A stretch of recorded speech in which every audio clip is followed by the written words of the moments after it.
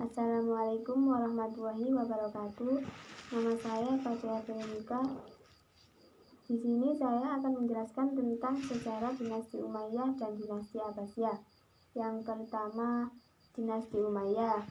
Dinasti Umayyah pertama kali mendobrak sistem pemilihan pemimpin yang dari awal dijalankan secara musyawarah mufakat. Ini menjadi sistem keluarga atau monarki. Peristiwa itu menjadi awal munculnya pemahaman yang beragam dalam masalah teologi. Bani Umayyah berdiri setelah Muawiyah bin Abi Sufyan, gubernur Syria, merebut kekuasaan setelah meninggalnya Khalifah Ali bin Abi Thalib. Muawiyah memindahkan ibu kota kekhalifahan dari Madinah ke Damaskus. Dalam masa pemerintahan Bani Umayyah, kekuasaan kekhalifahan Islam mengalami perkembangan yang sangat pesat. Islam menyebarkan dari Andalusia, yaitu Spanyol dan Portugis, hingga ke lembah sungai Indus atau Pakistan dan India. Perluasan tersebut menyebabkan Bani Umayyah menjadi kekuasaan yang sangat besar dan mampu menyaingi kekaisaran Romawi Timur. Kekuasaan Bani Umayyah berakhir setelah mereka kalah dari pemberontakan Bani Abbasiyah pada tahun 750 Masehi. Sebagian besar pemimpin Bani Umayyah tewas dalam pemberontakan tersebut. Namun salah seorang yang selamat yaitu Abdurrahman ad-Dukhil, dan ia berhasil membangun kembali kekuasaan Bani Umayyah di Andalusia. Yang kedua yaitu dinasti Abbasiyah. Dinasti Abbasiyah pada tahun 750 Masehi, Bani Umayyah dapat dikalahkan oleh Abul Abbas. Dinasti Abbasiyah berdiri setelah mereka berhasil menaklukkan dinasti Umayyah. Keturunan Al-Abbas menjadi pendiri dinasti Abbasiyah yaitu Abdullah as-Saffah bin Muhammad. Tampilnya Abu Abbas menandai dimulainya kekuasaan Bani Abbasiyah dengan pusat pemerintahan di Baghdad. Pada masa Bani Abbasiyah terjadi perkembangan di bidang ilmu pengetahuan dan seni cukup pesat.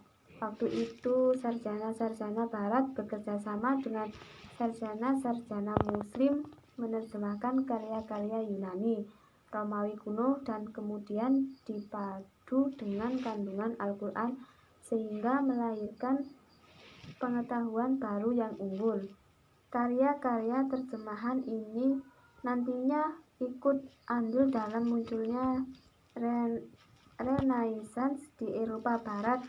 Salah satu karya sastra yang terkenal adalah tentang cerita 1001 Malam. Perkembangan pesat ilmu pengetahuan dan budaya terutama terjadi pada masa pemerintahan Harun al-Rasyid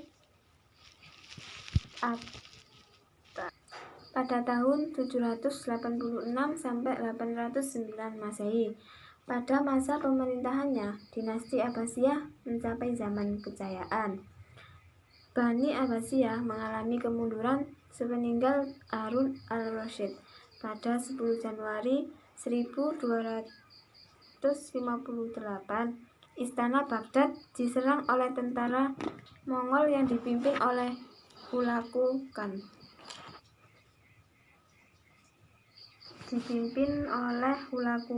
Yaitu cucu Genghis Khan.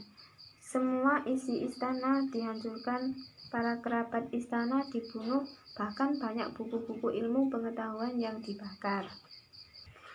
Ada beberapa faktor keberhasilan pendiri dinasti Bani Abbasiyah, yaitu ada 4.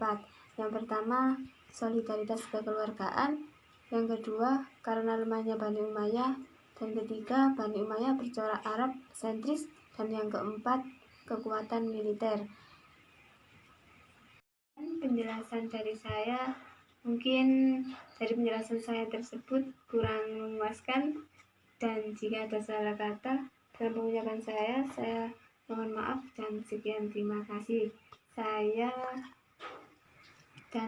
mengambil referensi dari buku Sejarah Peradaban Islam Wassalamualaikum warahmatullahi wabarakatuh.